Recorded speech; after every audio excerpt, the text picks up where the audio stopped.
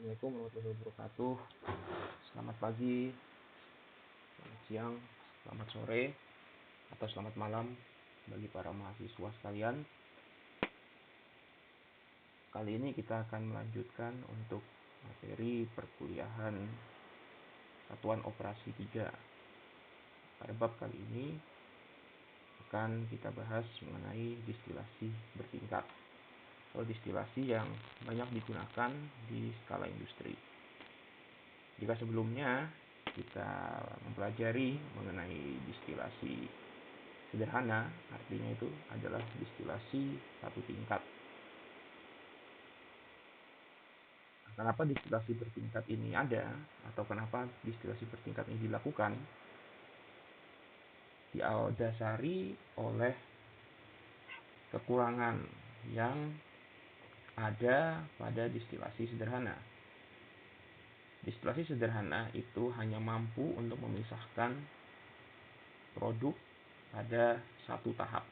Artinya, bila produk kita merupakan campuran dua zat, misalkan A dengan B, maka secara umum kita akan mendapatkan produk atas, yaitu A, dan produk bawah B. Namun bila produk yang kita pisahkan ternyata ada 3 campuran zat A, B, dan C misalnya, maka kita butuh lebih dari satu tahap agar kita bisa mendapatkan ketiga produk tersebut. Karena apabila hanya satu tahap, maka kemungkinannya kita akan mendapatkan produk AB dan C atau produk A dan BC. Selain itu, distilasi sederhana itu dibatasi oleh kondisi ruang dan operasional dari alat itu sendiri. Karena distilasi sederhana itu hanya terdiri dari satu kolom atau dari satu vessel, satu bejana, maka akan terjadi pada satu titik, yaitu kesetimbangan uap dan cairnya menjadi sama. Artinya, tekanan dan suhu di ruang uap dan di ruang cair itu menjadi sama sehingga tidak ada lagi proses transfer. Ini seperti kuliah minggu lalu. Karena vessel tersebut berada pada ruang tertutup. Ya. Sehingga butuh suatu modifikasi agar tingkat kemurnian itu dapat ditingkatkan kembali. Meningkatkan kemurnian itu artinya bahwa kita menguapkan lebih banyak fase ringan dan kita akan coba mengembunkan lebih banyak fase yang lebih berat. Artinya sebagai contoh sederhana, misalkan kita ingin memisahkan alkohol dengan air, di mana alkohol itu adalah fase ringan dan air sebagai fase beratnya. Maka untuk dapatkan kemurnian yang setinggi-tingginya dalam hal ini, maka kita harus dapat mampu menguapkan alkohol sebanyak-banyaknya. Nah, pada tingkat distilasi sederhana, hal ini dibatasi oleh kandungan alkohol dan air yang ada di fase uap. Ya. Sampai pada suatu titik nanti di fase uap itu memiliki tekanan dan suhu yang sama dengan di fase cairnya, sehingga tidak ada alkohol yang bisa menguap maupun mengembun, sehingga di situ terjadi fase kesetimbangan. Nah, sehingga distilasi bertingkat ini memiliki keuntungan atau tujuan yang pertama agar kita mendapatkan kemurnian produk yang tinggi, ya, yang tidak bisa kita peroleh dengan distilasi sederhana. Yang kedua, yaitu kita dapat memisahkan produk dari campuran yang banyak, misalkan lebih dari 2 komponen. Apabila hanya satu atau hanya 2 komponen, maka kita hanya butuh satu kolom, karena secara umum kita akan mendapatkan satu produk atas dan satu produk bawah. Tapi bila komponennya lebih dari 2, 3, 4, 5, dan seterusnya, maka kita membutuhkan lebih banyak menara. Jadi di sini ditekankan bahwa ada dua tujuan yang berbeda. Yang pertama, kita ingin mendapatkan kemurnian produk yang tinggi, ya, kemurnian. Yang kedua, kita ingin dapat memisahkan produk dari yang campurannya banyak atau multi komponen. Nah, sehingga jenis distilasi bertingkat itu secara umum ada dua. Garis besarnya, yang pertama multi column, bisa secara seri maupun paralel. Artinya ini tujuan utamanya untuk pemisahan multi komponen dengan jumlah menara yang disesuaikan. Ya, jadi tujuan multi kolom ini menaranya banyak. Tingkat pemisahannya banyak, tidak hanya satu kolom, tidak hanya satu bejana. Banyak menaranya. Tujuannya ini bukan untuk meningkatkan kemurnian, tujuan utamanya untuk pemisahan. Supaya kita bisa mendapatkan komponen-komponen individualnya. Bila kita ingin meningkatkan kemurnian, maka muncullah jenis distilasi selanjutnya, yaitu distilasi multistage, di mana dalam satu menara itu terjadi berbagai modifikasi yang akan saya jelaskan kemudian, sehingga kemurniannya bisa meningkat. Atau yang ketiga, kemudian dilakukan kombinasi. Jadi kita sudah ingin mendapatkan produk yang banyak, tapi kita juga ingin produk tersebut murni. Ya.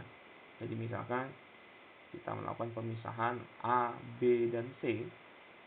Apabila kita sekedar ingin kita dapat A-nya saja, B saja, C saja, maka kita cukup menggunakan sistem multi-kolom.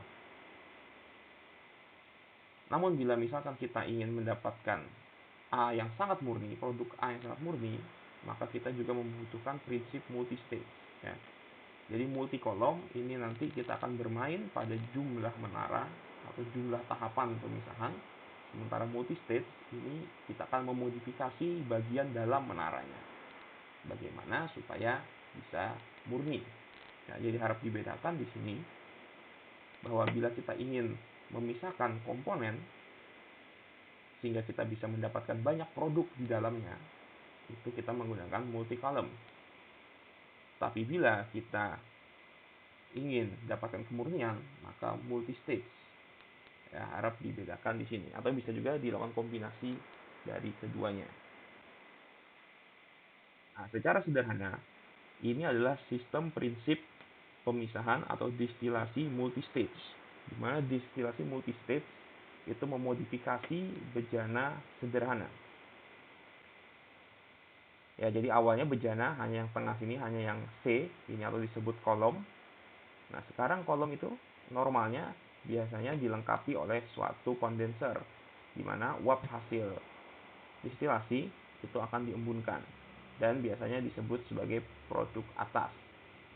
Sementara yang cairnya itu diambil sebagai produk bawah.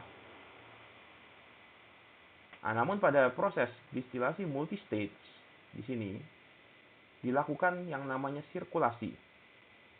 Jadi uap hasil pemisahan produk atas itu selain diembunkan dan diambil sebagai produk, ada sebagian yang dikembalikan ke menara sebagai reflux di sini.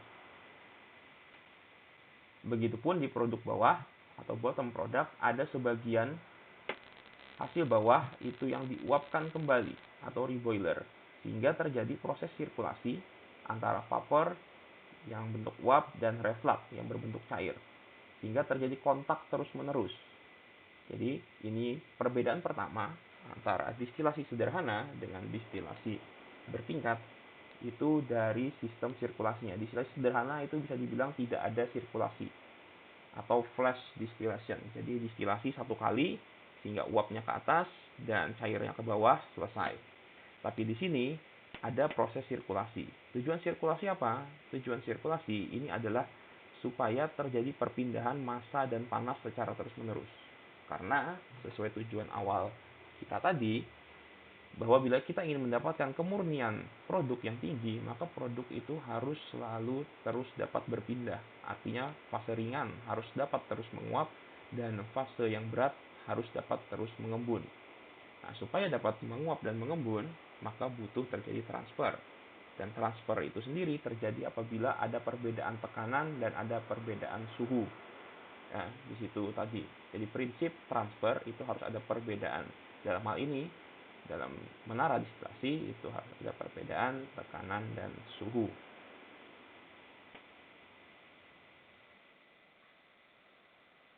Nah, di sini adalah bagian dalam atau bagian dari menara distilasi multistage ya. Jadi setiap plat yang ada di sini ini disebut sebagai stage. Jadi disinilah di stage inilah terjadi kontak antara uap dan cair yang tersirkulasi tadi. Karena untuk bisa kontak itu kan membutuhkan tempat dan membutuhkan waktu tinggal supaya kontaknya itu bisa berjalan dengan baik atau kontaknya bisa maksimal. Sehingga dari uap dari bawah ini berkontak dengan cairan yang dari atas sehingga terjadi pertemuan di step berikut ini.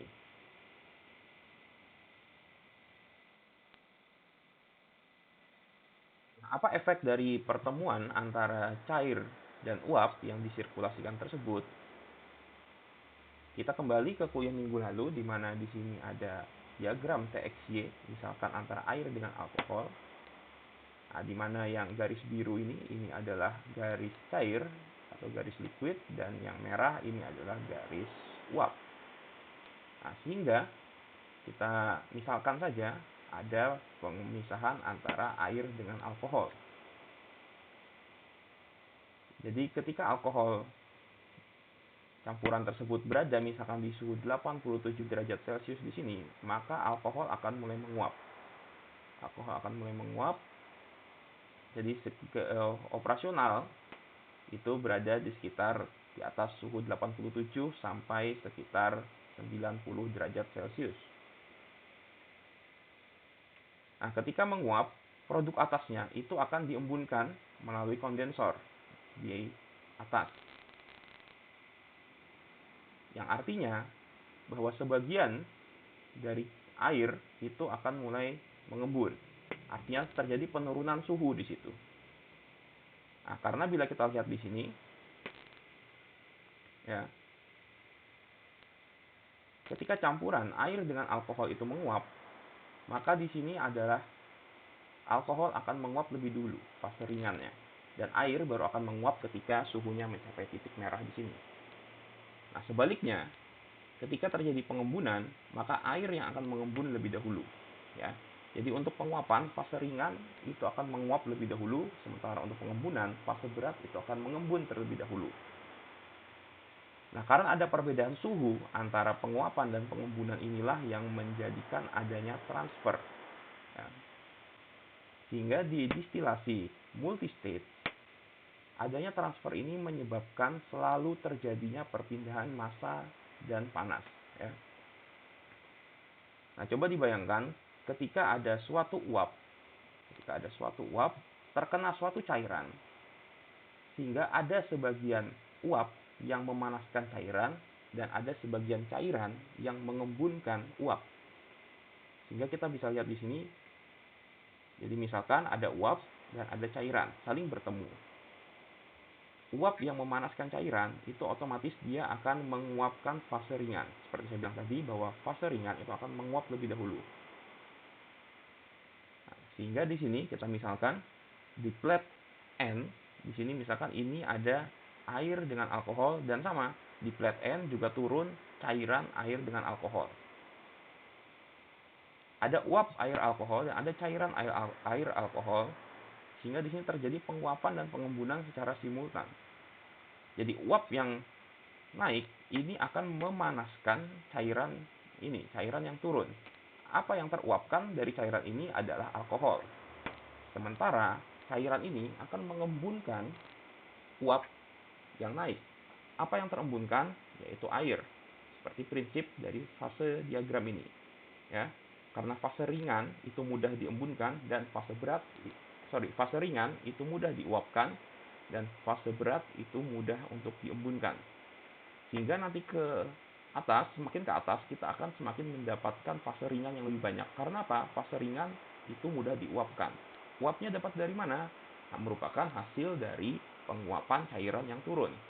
Sementara cairan ini semakin ke bawah akan semakin banyak fase beratnya. Fase beratnya dapat dari mana? Dari hasil embun uap yang naik. Nah, sehingga di sini selalu terjadi proses kontak untuk mendapatkan kemurnian produk yang diinginkan. Sehingga apabila produk yang kita inginkan itu sangat murni, misalkan mendekati 100%, maka kontak yang dilakukan harus semakin banyak. Semakin banyak kontak artinya apa? Jumlah plate yang harus disediakan itu menjadi semakin banyak. Yang artinya bahwa menara itu nanti akan semakin tinggi. Yang konsiderasinya adalah nanti ke biaya dan juga dari struktur sipil ketika ingin dibangun. Mungkin secara teoritis kita bisa mendapatkan konsentrasi yang kita inginkan, cuma nanti harus dihitung kembali dari segi ekonomi dan dari segi struktur sipilnya seperti apa. Nah, namun multistage itu memanfaatkan delta atau perbedaan antara suhu penguapan dan suhu pengembunan ini. Karena ada perbedaan suhu inilah yang menyebabkan atau memungkinkan terjadinya transfer, baik massa maupun panas.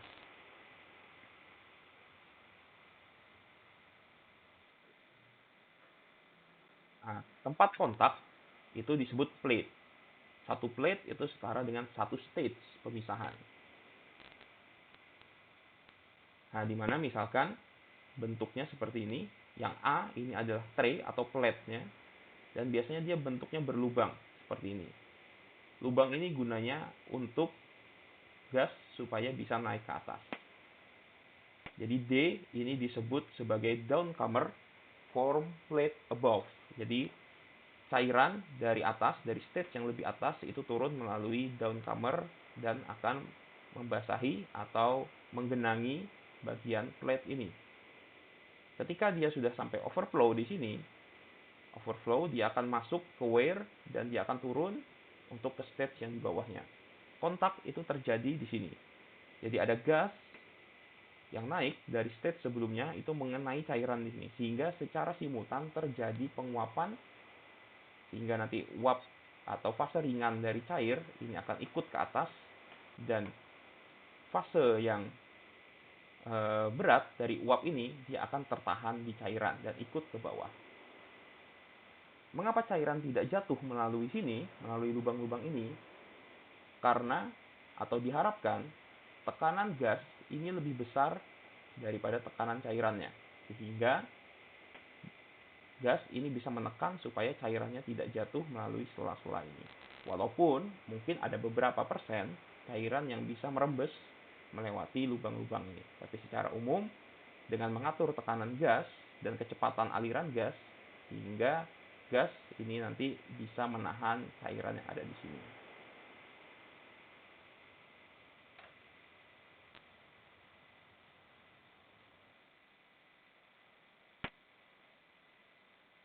Nah, beberapa jenis dari plate itu kurang lebih bentuknya seperti ini.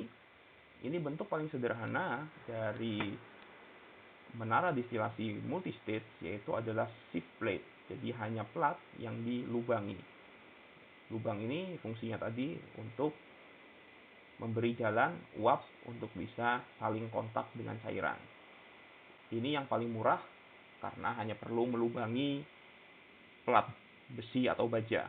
Memang kelemahannya adalah ketika tekanan dan kecepatan dari uap itu kalah dibandingkan tekanan dan kecepatan aliran cairan, maka terjadi yang namanya entrainment. Entrainment adalah ketika cairan itu jatuh tidak melalui downcomer, tapi melalui lubang-lubang yang ada di sini, menyebabkan kontak menjadi tidak maksimal dan banyak terjadi kehilangan cairan di stage yang harusnya kontaknya melalui stage, tapi malah kontaknya itu tidak terjadi, sehingga muncullah bentuk modifikasi dari lubang yang disebut sebagai bubble tray.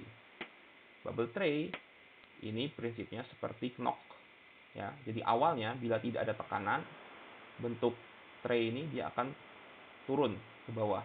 Tapi ketika ada tekanan dari atas, yang artinya tekanan dari uap, maka tekanan uap itu akan mengangkat cap ini dan uapnya akan mengalir mengenai liquid di sekelilingnya. Nah, bubble cap ini adalah salah satu bentuk yang paling aman dari entrainment, karena ketika tekanan uapnya terlalu rendah, maka cap ini akan menutup, sehingga tidak ada cairan yang bisa lolos melalui bawah sini. Sehingga cap ini dia akan terangkat sesuai dengan settingan berapa tekanan uap yang sedang berjalan.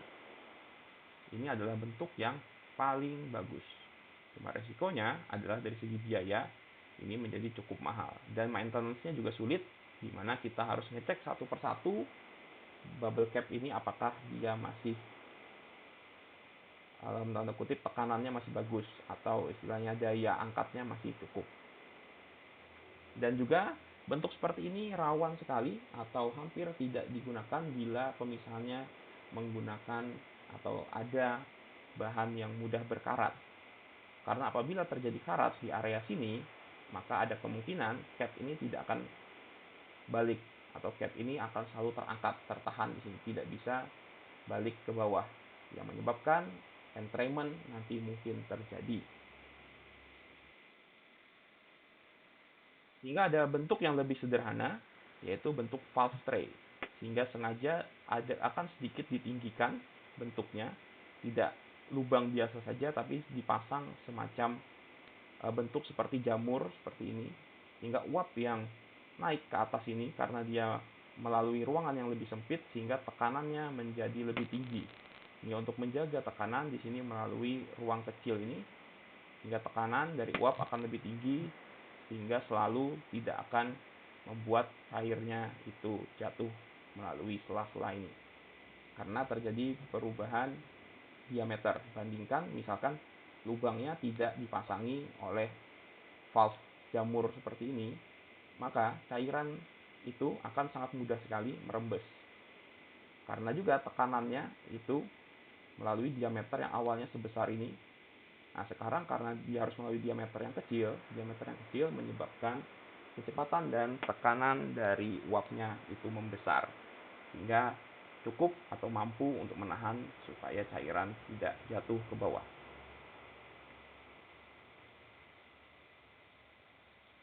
Nah, itu sekian untuk proses distilasi multistage. Artinya multistage itu digunakan agar kita dapat mendapatkan produk dengan kemurnian sebesar mungkin. Nah, selanjutnya adalah bagaimana distilasi multikolom. Distilasi multikolom ini ditujukan agar kita bisa mendapatkan produk komponen penyusun sebanyak mungkin. Jadi misalkan di sebelah kiri ini bisa kita perhatikan, misalkan kita mempunyai zat, suatu komponen yang terdiri dari A, B, dan C. Maka kita punya dua pilihan bagaimana cara kita memisahkannya. Ini kita asumsikan dulu bahwa hasil pemisahannya bagus, mendekati sempurna. Jadi pilihan pertama, kita bisa menguapkan A dan kita membiarkan B dan C menjadi produk bawah. Artinya dia dibiarkan cair, yang artinya bahwa suhu di menara pertama ini disetting untuk bisa menguapkan A. Artinya suhunya mendekati titik didih atau melewati sedikit di atas titik didih A. Kemudian B dan C ini dipisahkan secara normal seperti pada umumnya. Yang artinya di menara kedua ini suhunya yaitu suhu titik didih B. Yang artinya di sini bahwa A ini menjadi light key atau fase ringan dan BC menjadi fase berat. Tapi di menara kedua, B menjadi fase ringan dan C menjadi fase berat. Atau ada pilihan kedua, di mana kita menguapkan A dan B, dan C langsung kita ambil menjadi produk bawah. Artinya, suhu di menara pertama ini mengikuti suhu titik didih B. Sementara di menara kedua adalah suhu titik didih A, di mana kita akan mendapatkan A sebagai produk atas dan B sebagai produk bawah. Yang artinya di sini terjadi semacam pembalikan, ya, di mana di menara pertama di gambar yang sebelah kiri ini kita menggunakan suhu A, sementara di gambar yang sebelah kanan suhu titik didih A itu baru dipakai di menara kedua. Mana yang benar? Ini tergantung pada konsiderasi atau komponen A, B, C ini apa saja. Karena kita tidak bisa serta-merta memilih mana yang benar, yang kiri atau yang kanan, itu tidak. Nanti akan saya jelaskan tentang tata cara atau pemilihan sequence. Jadi misalkan ada 3 komponen A, B, C, maka akan ada 2 pilihan Anda untuk menyusun menaranya. Walaupun jumlah menaranya sama-sama 2, tapi kondisi operasionalnya, suhu, tekanan, dan juga nanti mungkin berapa jumlah stage di dalam satu menara ini nanti akan terjadi perbedaan. Ya. Sehingga mungkin secara bentuk sama, dua menara, nanti kita sama-sama mendapatkan produk A, B, dan C dari sini. Tapi secara internal, nanti akan terjadi perbedaan baik dari segi jumlah stage yang ada di dalam menara sini ataupun nanti jumlah panas yang dibutuhkan baik untuk di boiler maupun untuk di kondenser.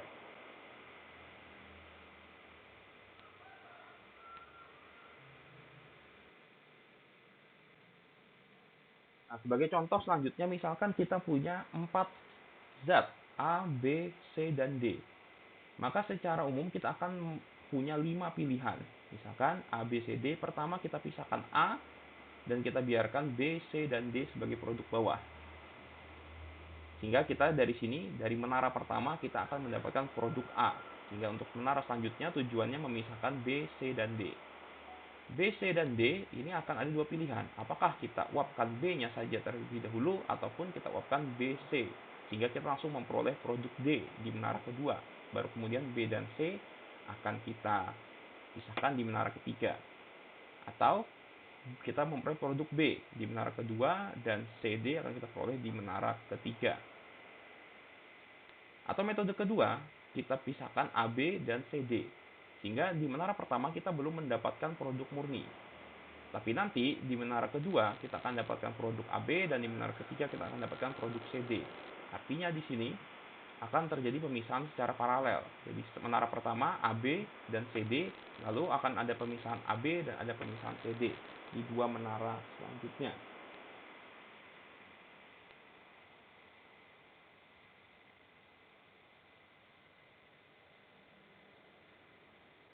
Bentuk lain itu adalah misalkan kita uapkan A, B, dan C sehingga produk D akan langsung kita peroleh di menara pertama. Baru kemudian kita harus memilih apakah kita akan menguapkan produk A atau kita ingin mengembunkan atau kita ingin mendapatkan produk C.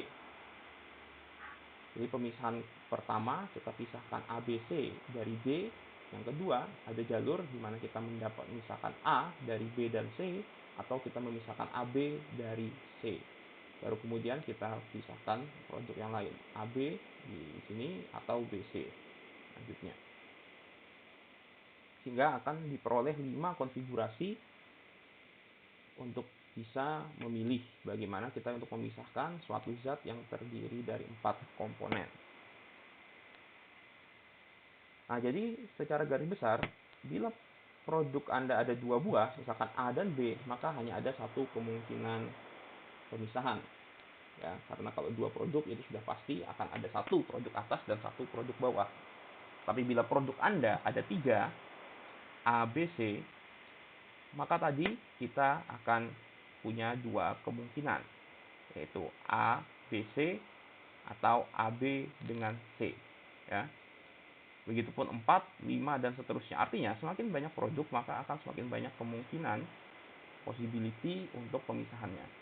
Di mana setiap possibility ini nanti mempengaruhi bentuk menara, ya. Jadi tadi kan seperti saya bilang di awal bahwa untuk proses distilasi bertingkat ini ada yang tujuannya untuk meningkatkan kemurnian dan ada yang tujuannya untuk mendapatkan produk atau memisahkan produk sebanyak-banyaknya. Nah, jadi untuk memisahkan produk ini tergantung pada konfigurasi menaranya.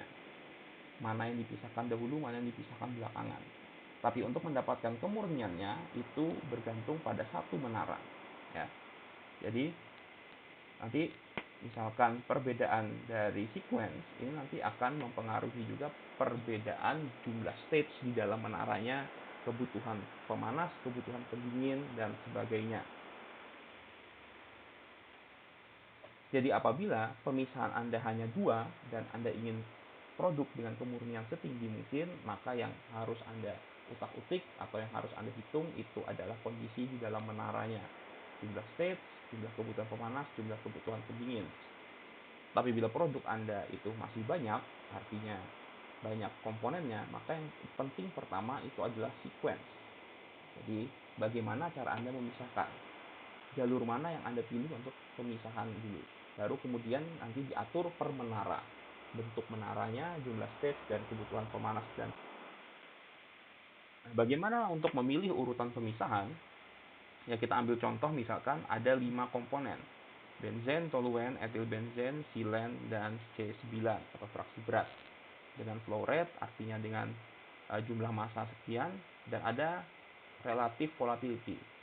Relative volatility ini adalah tingkat kemudahan penguapan. Misalkan benzen 6,24 C91. Artinya benzen ini 6,24 kali lebih mudah menguap dibandingkan dengan C9. Ya, artinya semakin ke bawah nilainya semakin kecil. Ya, jadi relative volatility itu adalah tingkat kemampuan komponen tersebut untuk menguap dibandingkan dengan komponen terberat yang ada pada zat tersebut. Alpha itu adalah perbandingan relatif volatility antara dua komponen terdekat. Misalkan 1,9 ini adalah hasil dari 6,24 dibagi 3,28. 1,76 yang ini adalah 3,28 dibagi 1,86, yang artinya ini adalah perbandingan relatif volatility dari dua komponen terdekat. Alfa yang semakin besar itu menunjukkan bahwa dua komponen itu semakin mudah untuk dipisahkan. Artinya effort baik dari segi jumlah states, jumlah pemanas maupun jumlah pendingin itu akan semakin kecil.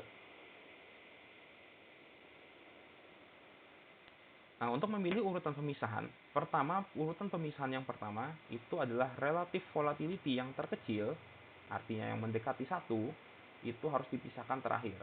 Karena apa? Relative volatility yang kecil itu menunjukkan bahwa komponen tersebut semakin sulit untuk dipisahkan, artinya semakin sulit menguap. Artinya, untuk bisa menguapkannya, kita butuh suhu yang sangat tinggi, tekanan yang sangat besar, ataupun dari sisi uapnya kita butuh divakumkan. Yang artinya relatif volatility yang besar itu mudah sekali diuapkan. Artinya kita tidak butuh stage yang banyak, kita tidak butuh pemanas yang banyak, dan kita juga tidak butuh pendingin yang terlalu banyak.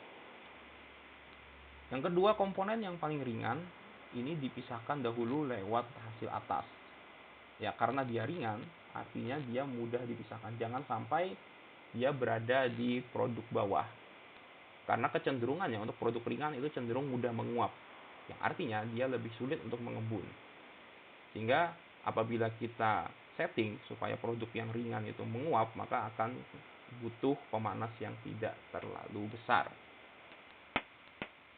Selanjutnya adalah komponen yang paling besar jumlahnya diumpan dipisahkan dahulu. Ya, jadi misalkan ada komponen yang maksudnya secara jumlah, secara massa maupun mol dia sangat besar, itu bisa kita pisahkan terlebih dahulu supaya mengurangi beban menara selanjutnya. Jadi harapannya menara itu seimbang dari antar menara tersebut. Nah, misalkan di sini dari A, B, C, D, E 5 komponen ini ingin kita pisahkan. Nah, karena ada 5 komponen, maka dibutuhkan 4 menara untuk bisa mendapatkan produk murninya. Coba kita lihat di menara pertama, ini A dipisahkan terlebih dahulu. Kenapa A dipisahkan terlebih dahulu? Karena secara relatif volatility, A itu paling besar, 6,24, dan dibandingkan dengan B atau dengan alfa, nilai alfanya juga AB itu paling besar. Artinya A dan B itu sangat mudah sekali dipisahkan. Hingga di sini A akan dipisahkan terlebih dahulu. Baru kemudian B, C, D, dan E-nya dibiarkan untuk mengembun. Untuk dibiarkan menjadi produk bawah. Nah, selanjutnya kita bicara B, C, D, dan E. Bila kita lihat dari segi relatif volatility dan alfa, maka B itu relatif volatility-nya paling besar dan juga alfanya 1,76. Ya, masih lebih besar. Walaupun di D dan E relatif volatility-nya sama 1,76, tapi D itu relatif volatility-nya hanya 1,76, masih lebih tinggi B. Sehingga B akan dipisahkan terlebih dahulu di menara kedua, sehingga menyisakan produk C, D, dan E.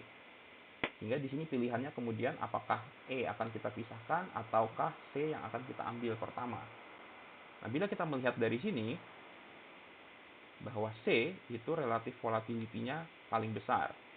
Artinya C itu paling mudah dipisahkan. Artinya dia paling ringan.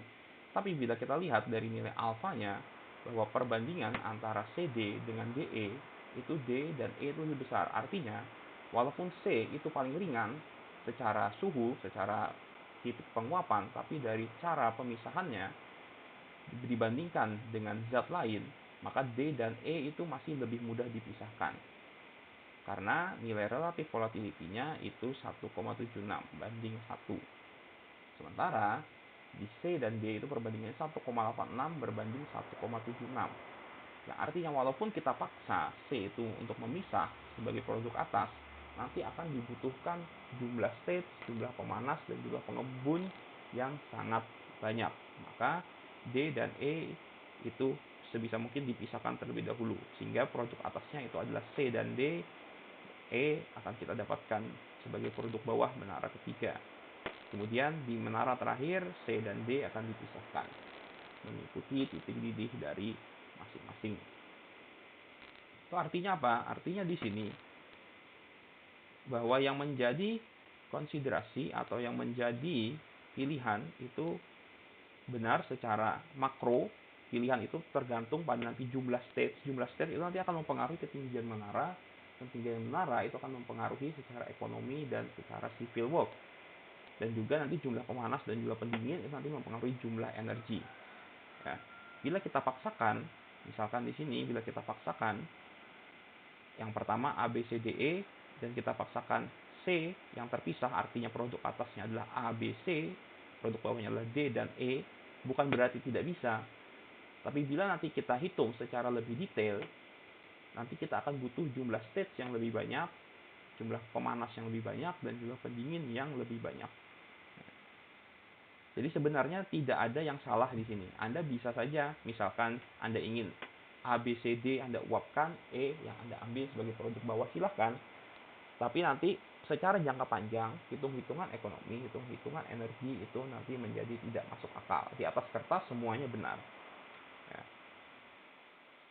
Nah, tapi secara segala jenis perhitungan tadi, misalkan melalui alpha atau melalui relative volatility, itu menjadi tidak atau bisa kita abaikan misalkan terdapat pengecualian sebagai berikut. Misalkan yang pertama, di dalam senyawa tersebut ada senyawa yang berbahaya. Misalkan senyawa B3 atau senyawa mengandung radioaktif, maka itu harus kita pisahkan terlebih dahulu.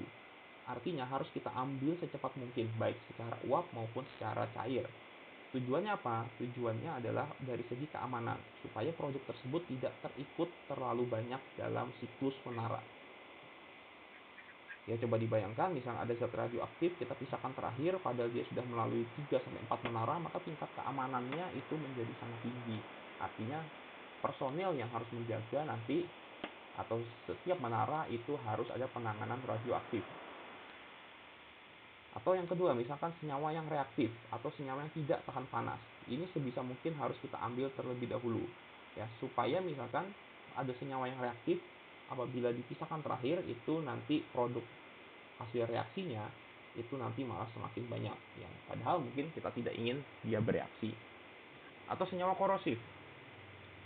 Misalkan pada senyawa Anda itu ada asam sulfat atau asam klorida, HCl.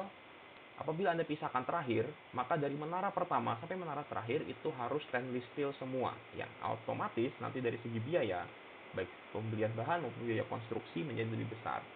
Tapi apabila HCl dan H2SO4, contohnya asam dan basa itu Anda pisahkan di awal, sehingga hanya satu menara yang memerlukan bahan stainless steel. Menara yang lain itu nanti bisa menggunakan besi biasa atau bahan yang lebih murah. Yang kedua, komponen utama yang sulit mengebun, artinya komponen-komponen yang gas seperti CH4, O2, nitrogen, hidrogen, itu kan komponen-komponen yang sulit diembunkan. Artinya untuk mengebunkannya dia butuh suhu yang sangat dingin dan tekanan yang sangat tinggi. Yang artinya sebisa mungkin dia dipisahkan di awal, jangan dibawa-bawa sampai ke stage terakhir. Artinya jangan coba-coba untuk mengembunkan atau mengambil H2, N2, O2 itu sebagai produk bawah. Bukan berarti tidak bisa, bisa, tapi nanti Anda butuh suhu yang sangat dingin dan tekanan yang sangat tinggi supaya dia bisa menjadi cair. Sehingga biarkan saja, karena memang kodratnya dia pasti menguap atau mudah menguap, sehingga dibiarkan saja dia sebisa mungkin terpisah di kondisi pertama supaya tidak meningkatkan beban di stage selanjutnya. Yang ketiga, jangan mengambil bottom menara, artinya produk bawah menara, bila senyawanya terdekomposisi. Artinya senyawa tersebut bila kena panas yang banyak, itu dia menjadi dekomposisi. Karena di produk bawah itu ada yang namanya reboiler. Artinya sebagian produk bawah itu akan diuapkan kembali supaya bisa terjadi sirkulasi. Nah, bila senyawa Anda itu mudah sekali rusak karena panas atau terdekomposisi karena adanya panas dari reboiler, maka pilihannya senyawa tersebut lebih baik diuapkan di awal, kemudian diembunkan dan diambil sebagai produk supaya dia tidak semakin rusak. Artinya diambil sebisa mungkin secepatnya. Baik, itu untuk kuliah minggu ini.